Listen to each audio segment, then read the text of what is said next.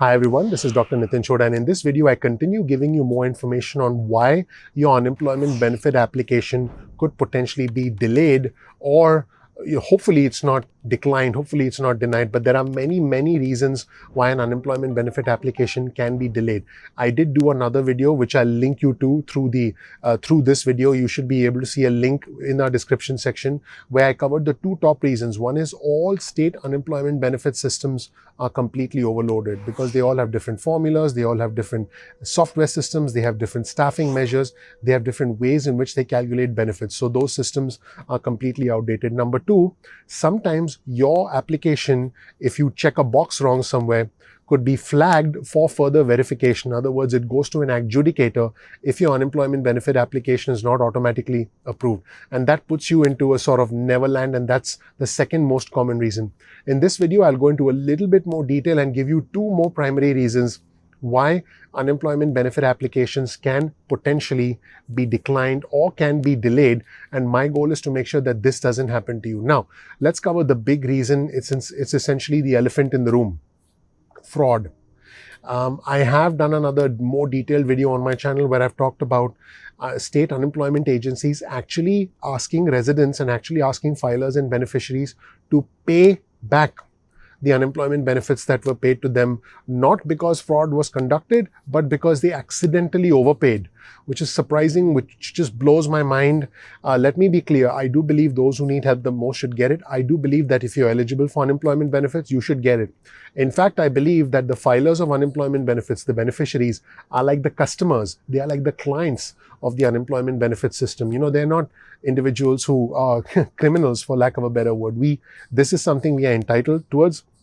This is something we are eligible for because this was a system set up in the 1930s to help us at a time like this. But unfortunately, the system is cracking under pressure because there is a 10 times more significant load on the system. There are many more filers than the system ever anticipated, than the system was originally designed for. So as far as fraud is concerned, one of the problems is that with the new PUA program, which again, let me be clear, I think the PUA program is important and those who are eligible for the PUA program should get benefits.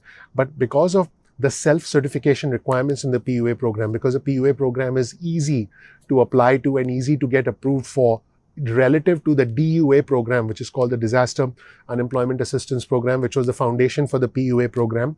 The DUA program had more certification requirements, had more documentation requirements compared to the PUA program. Anytime we make something easy, it's more likely to be susceptible to fraud. It's more likely that there'll be individuals who will find ways to game the system. And that, unfortunately, hurts everybody. So what's happening is state unemployment agencies have been hit with a significant amount of fraud. In fact, the FBI in July announced that they had seen a spike in fraudulent unemployment insurance claims related to the pandemic. Very sad. And this involves fake filers using stolen personally identifiable information. In other words, let's say Sarah lives down the street from you. Sarah never filed for unemployment benefits, but someone uses Sarah's information to apply for unemployment benefits and then intercepts her mail or somehow gets access to those checks or to those debit cards that come in. That's basically what's happening. Other fraudulent applicants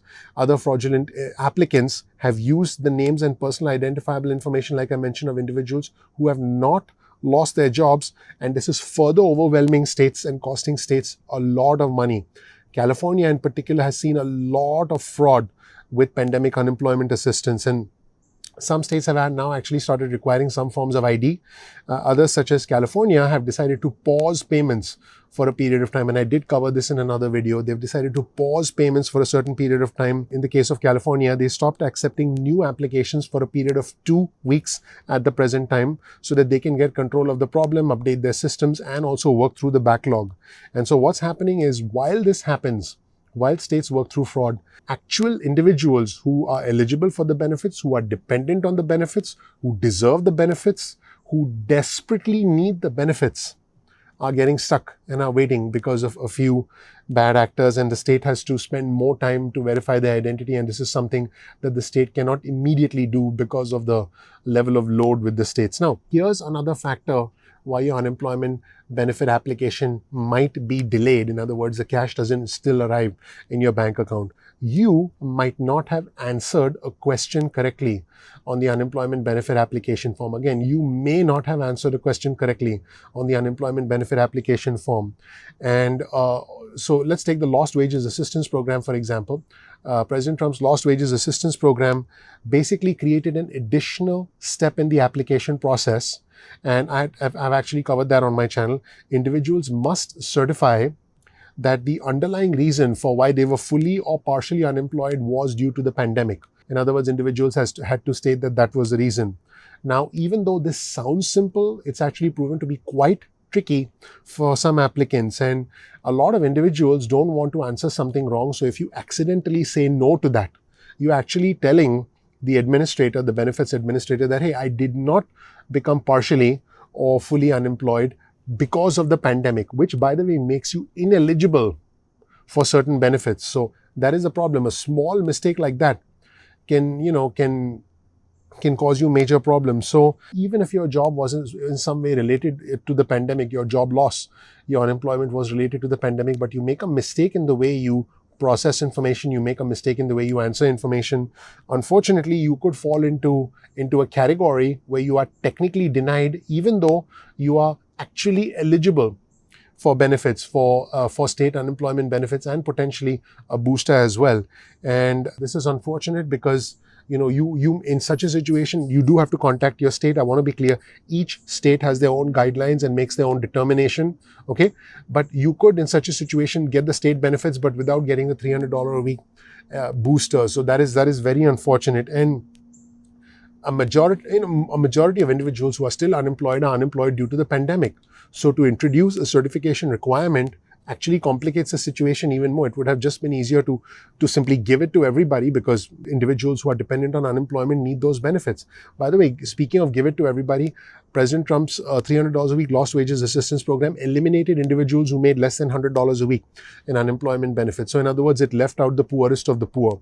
And so when people get such a question, have you lost your job partially or fully as a result of the pandemic, some people get tripped up, unfortunately. And this is one of the questions where people tend to get tripped up. And if people don't know that they have to answer yes to this question, then that's it.